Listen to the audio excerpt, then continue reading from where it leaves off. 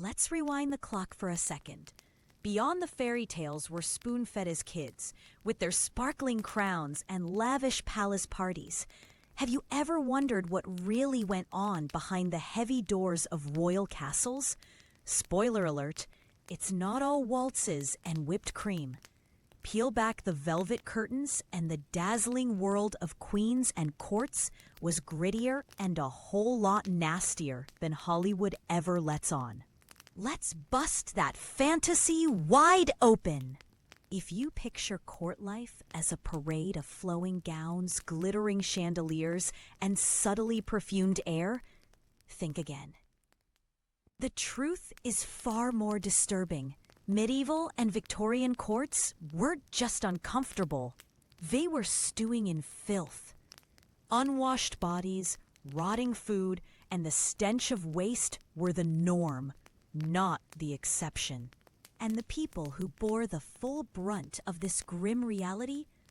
The Queen's closest servants. The men and women tasked with keeping up the illusion of grandeur, all while wallowing in misery. So buckle up. Today, we're shining a light into the darkest corners of royal history.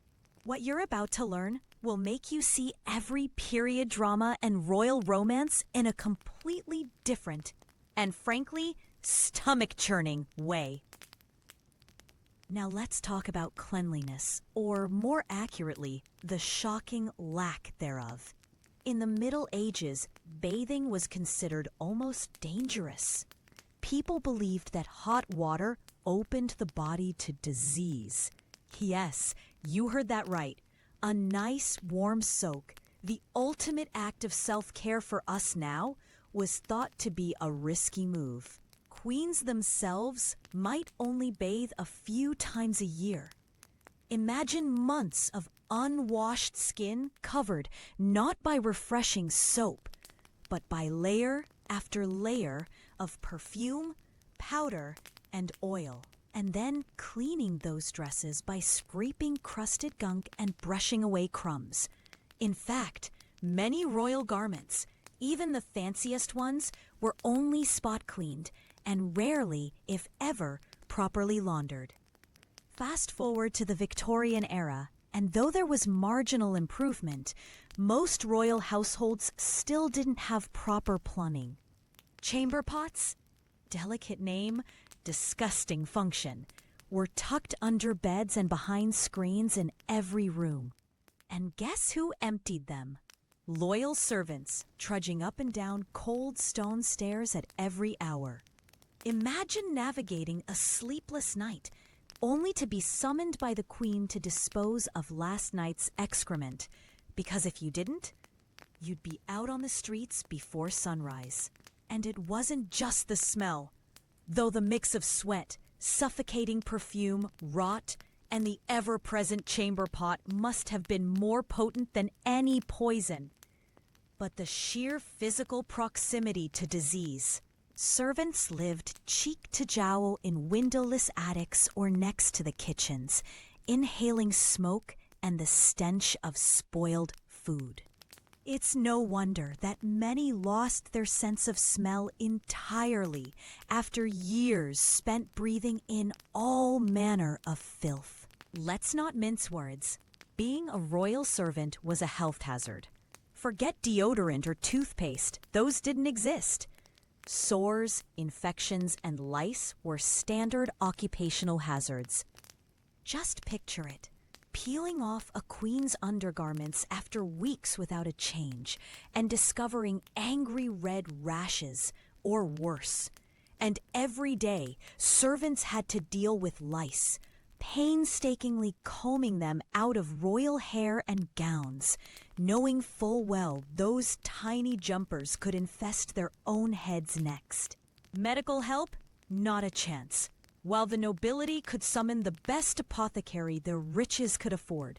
Servants were left with folk remedies, blessings if you can call them that, often dying from illnesses that swept through the servant quarters like wildfire. Losing your position didn't just mean unemployment. It often meant starvation. since there was no safety net waiting outside the castle walls. You might be wondering, why didn't they quit? The truth is, outside life was even harsher. As grim as palace drudgery was, at least it offered some security. A roof over your head, a crust of bread. Leaving meant almost certain poverty, if not death. Here's an almost unfathomable detail: the daily labor. Many royal gowns weighed up to 30 pounds. Imagine lugging that much fabric around, layering the queen, and then holding your breath as you did up each button or tied each ribbon. Because one misstep could mean humiliation or instant dismissal. Some were even beaten for small mistakes. Yet, in the middle of all this suffering, there were small acts of rebellion and survival. Servants would tuck little pouches of lavender or mint into their sleeves, clutching at the faintest whiff of relief as they slogged through each day. Bonds formed between them, a camaraderie forged in adversity, sometimes their only comfort in a world that didn't care if they lived or died. So next time you watch a scene of a beautiful queen gliding down a spotless marble hallway, take a moment to remember the invisible army behind her. The tired hands emptying chamber pots at midnight. The girls scraping filth from velvet skirts. The boys brushing lice from golden hair.